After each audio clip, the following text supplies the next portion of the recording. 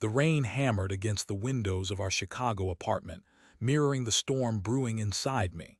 For 15 years, our life with my wife, Giselle, had been a carefully curated masterpiece. A brownstone in Lincoln Park, two wonderful kids, a golden retriever named Champ, and a circle of friends wed built from scratch. I was an IT specialist, solving complex tech problems for a major hospital network. It wasn't glamorous, but it was stable, and it provided a comfortable life for my family. Or so I thought. It started subtly, almost imperceptibly. Giselle worked as a marketing director for a prominent architectural firm, had always been meticulous about her appearance, but suddenly there was a new intensity. More time at the gym, a new wardrobe filled with clothes that seemed a bit too young for her, and a constant stream of excuses for late nights at the office. I chalked it up to a demanding new project, something she had mentioned vaguely a few weeks prior. I was always proud of her ambition and drive, so I didn't question it. Then came the phone calls. Whispered conversations in the hallway, hushed tones that ceased abruptly when I entered the room. Her phone, once an open book, became a fortress, guarded with a vigilance that felt unnatural. Passwords I didn't recognize, notifications silenced, and a nervous energy that crackled around her like static electricity. One evening I was working late, trying to debug a particularly nasty piece of code. I decided to surprise Giselle by picking up her favorite Thai food on my way home. When I arrived, the apartment was dark, save for a sliver of light emanating from our bedroom. I figured she was asleep, maybe reading. I set the food down in the kitchen and quietly made my way to the bedroom. The door wasn't fully closed. A sliver of light spilled into the hallway, and through that sliver I saw them. Giselle entwined with a man I'd never seen before. His face was hidden, but the shock of auburn hair was unmistakable. The air was thick with the scent of cheap cologne and betrayal. Time seemed to stop. The blood drained from my face. My breath caught in my throat. I stood there, frozen, unable to process what I was seeing. It was like a scene from a movie, a nightmare I couldn't wake up from. My Giselle, my wife, my partner, was with another man in our bed in our home. I backed away slowly, silently, as if any sound would shatter the fragile illusion that this wasn't happening. I stumbled back to the kitchen, my legs feeling like lead. The aroma of pad see ew, once so enticing, now turned my stomach. I grabbed my keys and wallet and walked out the door, leaving the food, my wife, and my life behind. I drove aimlessly, the rain blurring the streetlights into hazy halos. I ended up at a dive bar on the outskirts of the city, a place I'd never normally frequent. I ordered a whiskey, neat, and downed it in one gulp. The burn in my throat was a welcome distraction from the burning in my heart. I spent the next few hours in a haze of alcohol and disbelief. How could she? Why would she? What had I done wrong? The questions swirled around in my head, a relentless, agonizing carousel of self-doubt and recrimination. I replayed every moment of our relationship, searching for clues, for signs I had missed. Had I been too complacent, too focused on my work? Around 3 a.m., I finally managed to pull myself together enough to drive back to the apartment. The light in the bedroom was off now. The auburn-haired man was gone. Giselle was asleep, or pretending to be, curled up on her side of the bed. I didn't say a word. I grabbed a blanket and a pillow and went asleep on the couch. The silence was deafening, broken only by the rhythmic drumming of the rain. The next morning I woke up with a pounding headache and a heart full of dread. Giselle was in the kitchen making coffee.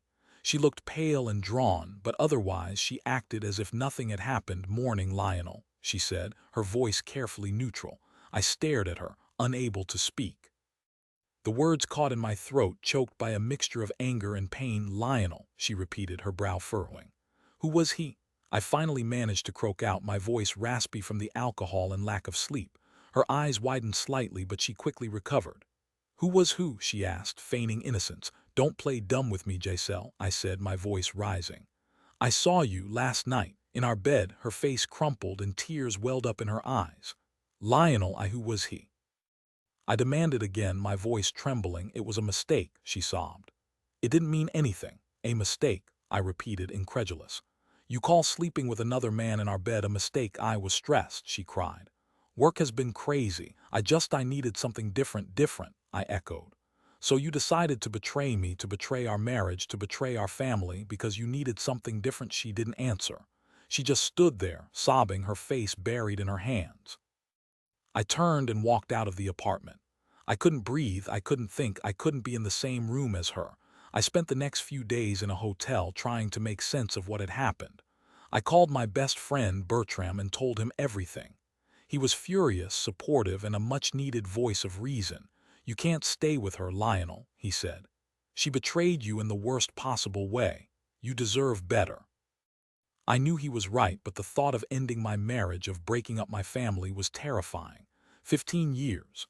So many memories, so much shared history. How could I just throw it all away? But then I thought of Giselle in our bed with another man. And the pain, the humiliation, the betrayal washed over me again, and I knew I couldn't stay. I couldn't forgive her. I couldn't trust her. I hired a lawyer and started the divorce process. Giselle was devastated. She begged me to reconsider, promising to go to therapy, to do whatever it took to save our marriage, but it was too late. The trust was broken, the damage irreparable. I couldn't look at her without seeing the image of her with that other man burned into my mind. The divorce was messy and painful. There were arguments over assets, custody of the kids, and accusations flying back and forth. Giselle tried to paint me as a controlling, emotionally distant husband, but Bertram and several other friends testified to my character, to my devotion to my family. Eventually, the divorce was finalized. I moved into a small apartment downtown, close to my office. I shared custody of the kids with Giselle, and we tried to maintain a civil relationship for their sake. I threw myself into my work, burying my pain in lines of code. I went to therapy, trying to process my emotions and rebuild my life. One evening, a few months after the divorce, I was working late when I received an email from an anonymous sender. The subject line read, "The truth about Giselle." Intrigued, I opened the email. Attached was a series of photos and documents that revealed a shocking truth. The auburn-haired man wasn't just some random fling. He was a colleague of Giselle's, a junior architect named Finn. And their affair had been going on for months, not just one isolated incident. But that wasn't the worst of it. The documents revealed that Giselle and Finn had been secretly planning to leave the country together, to start a new life in Italy. They had been embezzling money from her company, using it to fund their escape. I was stunned. Not only had Giselle betrayed me, but she had also committed a serious crime. I immediately contacted my lawyer and the authorities. The investigation that followed uncovered a web of deceit and corruption. Giselle and Finn were arrested and charged with embezzlement and fraud. Their affair was exposed to the world and their lives were ruined. Giselle lost her job, her reputation, and her freedom. She faced the prospect of years in prison. Finn, equally culpable, faced the same fate. I felt a sense of vindication, a sense that justice had been served. But it didn't bring me any joy. Seeing Giselle brought down like that, seeing her children suffer, was heartbreaking. I visited her in jail once. She looked gaunt and defeated, her eyes hollow and filled with regret. "I'm so sorry, Lionel," she said, her voice barely a whisper. "I ruined everything. I didn't say anything. I just stared at her, trying to reconcile the woman in front of me with the woman I had loved for so many years. I never meant to hurt you," she continued. I got lost. I made a terrible mistake." "A mistake," I repeated, the word tasting like ash in my mouth. "You destroyed our family, Giselle. You betrayed my trust. You committed a crime. That's not a mistake. That's a choice." I turned and walked away, leaving her alone in her cell. I knew I could never forgive her, but I also knew that I couldn't hate her. She was the mother of my children, the woman I had once loved. And even though she had hurt me deeply, I couldn't wish her any more pain. The years that followed were difficult. I focused on raising my children, on providing them with a stable and loving home. I dated a few women, but I never fully opened my heart again. The scars of betrayal ran deep, and I was afraid of being hurt again. Eventually, I found a measure of peace. I realized that Giselle's actions were not a reflection of me, but a reflection of her own character. I learned to forgive myself for not seeing the signs, for trusting her blindly. I rebuilt my life, stronger and more resilient than before. I learned to appreciate the simple things, the love of my children, the support of my friends, and the quiet moments of solitude. And though the pain of betrayal would always be a part of my story, it would not define me. I was a survivor, a father, a friend, and a man who had learned to love and trust again, even after the deepest of wounds. Years later, I received a letter from Giselle. She had served her time in prison and was trying to rebuild her life. She apologized again for her actions and expressed her remorse for the pain she had caused. I didn't respond to the letter. I didn't know what to say. But I hoped that she had found some measure of peace as well, that she had learned from her mistakes and was trying to make amends. My story is a cautionary tale, a reminder that even the most perfect-seeming lives can be shattered by betrayal. But it's also a story of resilience, of forgiveness, and of the enduring power of the human spirit to heal and to love again. It's been a long road, filled with pain and heartache, but I've come out on the other side stronger and wiser.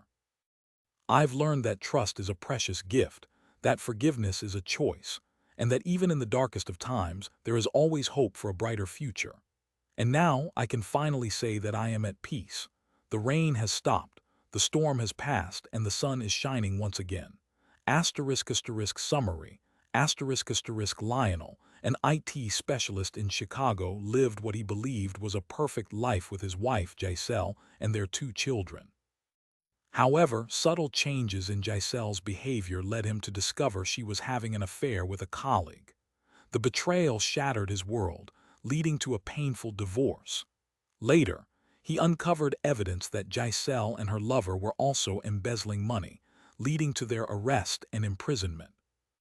Despite the initial vindication, Lionel found no joy in Giselle's downfall and focused on raising his children and rebuilding his life, eventually finding peace and learning to trust again after enduring profound heartbreak and deception. The story culminates with a letter from Giselle expressing remorse, leaving Lionel to reflect on forgiveness and the enduring power of healing. Remember, even in the face of deep betrayal, resilience and self-compassion can lead to a brighter future. Thank you for listening.